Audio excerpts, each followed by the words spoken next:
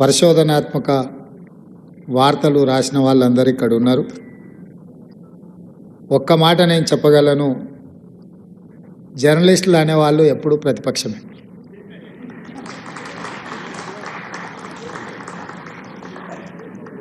Haragopal sir చెప్పినట్టుగా మేము more power అంటాం, వాళ్ళేమో మోర్ ఫ్రీడమ్ అంటారు.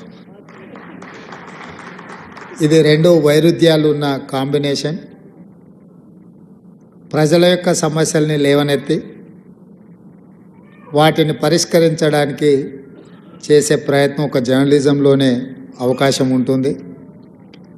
పరిశోధనాత్మక జర్నలిజం వల్ల రాష్ట్ర కేంద్ర ప్రభుత్వాలు కూలిన సందర్భాలు కానీ, పెద్ద నాయకులని చెప్పబడే వాళ్ళ మీద చర్యలకు అవకాశం కూడా జర్నలిస్టుల ద్వారానే జరిగింది.